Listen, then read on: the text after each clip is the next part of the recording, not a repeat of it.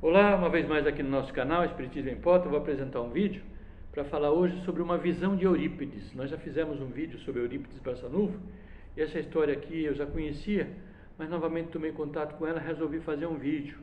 Esse material eu tirei do livro chamado A Vida Escreve, pelo espírito Hilário Silva, psicografia do Chico Xavier, do Divaldo Franco, do Valdo Vieira. E o objetivo de mostrar o vídeo de hoje, de contar essa história hoje, é para mostrar, para nos dar a dimensão do quanto a mediunidade trabalhada com Cristo Jesus pode ser produtiva de bênçãos, produtiva de bênçãos em favor do próprio médium e de quantos deles se aproxime, seja encarnado ou desencarnado. Essa história, só para recordar, Eurípides tinha uma mediunidade de desdobramento muito grande. Constantemente ele deixava o corpo ali na sala da sua casa ou no quarto onde dormia e se deslocava em espírito, se desdobrava conscientemente e ia ao encontro do necessitado que buscava socorro em qualquer rincão do Brasil. Esse fato já está narrado num outro vídeo que nós contamos. E foi justamente num desses desdobramentos, Eurípides ia dormir e assim que deitou-se ele sentiu-se desdobrar. E todavia, isso lá nas Minas Gerais, lá em Sacramento, onde ele morava. Todavia foi um desdobramento algo atípico, porque ele começou a subir, assim como se fosse arrastado pela vontade de alguém, assim, mas lhe causava uma boa impressão, Era como se fosse um torvelinho de amor, Ele subia, ele não saberia dizer o quanto tempo ele subiu. Ele queria parar, ele queria descer, reaver o seu corpo carnal, voltar à consciência física, mas ele não conseguia, porque ele sentia como se braços invisíveis o conduzissem, tutelassem essa sua excursão em direção ao firmamento. E de repente ele começou a respirar um outro ambiente. Ele mesmo sentiu que o seu psicossoma ou seu perispírito tinha assim uma forma leve, e ele respirava um ar assim mais leve ainda.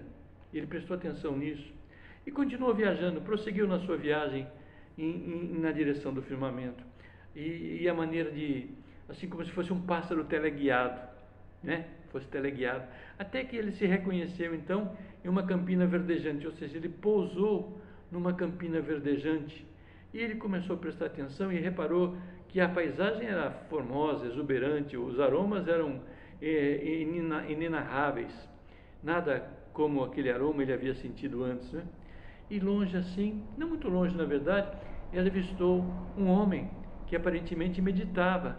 Todavia esse homem estava envolto numa doce luz. As palavras são essas, uma doce luz. E como que magnetizado pelo aquele desconhecido, ele aproximou-se. Houve, porém, um momento em que ele estacou, algo trêmulo, porque alguma coisa lhe dizia, no íntimo, que ele não avançasse mais. E foi num deslumbramento de júbilo que ele reconheceu-se na presença do Cristo Jesus. Baixou a cabeça, esmagado pela honra imprevista, e ficou em silêncio, sentindo-se como um intruso a incomodar a meditação do Mestre. Incapaz de voltar ou de seguir adiante, por ali ele ficou e recordou as lições do cristianismo, os templos do mundo, as homenagens prestadas ao Senhor, na literatura, nas artes, e a mensagem dele, do Cristo Jesus, a ecoar entre os homens no curso de quase 20 séculos. Ofuscado ali pela grandeza do momento, ele começou a chorar. Então, diz que grossas lágrimas desciam pela sua face, banhavam o seu rosto, e quando ele adquiriu coragem, ergueu os olhos assim, de maneira humilde, olhando na direção do Mestre, e ele viu, porém, que Jesus chorava também. Traspassado então de júbilo, de súbito sofrimento, ele por ver ali os prantos do Cristo Jesus, ele desejou fazer alguma coisa que pudesse reconfortar o amigo sublime, quem sabe lhe afagar as mãos, ajoelhar-se diante dele, ou deitar-se aos seus pés, à maneira de um cão fiel, e ele ali pensando aquilo, não conseguia se mexer, ficava ali parado, remoendo esses seus pensamentos. Recordou, no entanto, os tormentos do Mestre do Cristo Jesus, a se perpetuarem nas criaturas que até hoje, na terra, lhe atiram incompreensão e sarcasmo. Nos dias de hoje, nós sabemos, aqui no século XXI, sabemos que isso ocorre a miúde. E nessa linha de pensamento, então, ele não se conteve, abriu a boca e falou algo suplicante: Senhor, por que choras? O interpelado, o Cristo, não respondeu, mas, desejando certificar-se de que era ouvido, Eurípides reiterou: choras pelos descrentes do mundo, Senhor? Elevado, o missionário do sacramento então notou que o Cristo lhe correspondia agora ao olhar. E após um instante de atenção, respondeu em voz assim, dulcíssima: não, meu filho, não sofro pelos descrentes aos quais devemos amor. Choro sim por todos os que conhecem o Evangelho, mas não o praticam.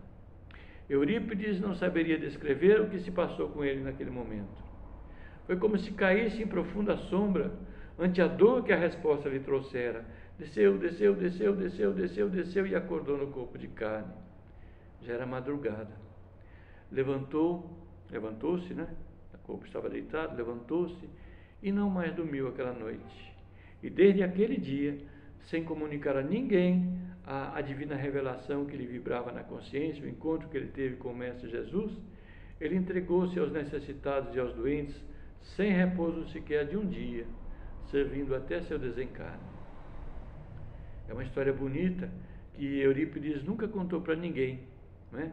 Nunca contou para ninguém, mas que foi narrada pela psicografia do Chico Xavier e do Valdo Vieira, pelo espírito que escreveu A Vida Escreve, o espírito Hilário Silva, no livro A Vida Escreve. Hilário Silva. Foi só assim que nós ficamos sabendo desse encontro do Eurípides Barçanufo com o Cristo Jesus, né? Aqui entre nós temos muitos médiuns que têm o dom do desdobramento. Muitas vezes alguns contam alguma das suas aventuras, nunca uma como essa, as aventuras também no mundo espiritual pelo fenômeno do desdobramento, onde muitas vezes eles podem auxiliar as pessoas, podem socorrer as pessoas, como fazia Eurípides.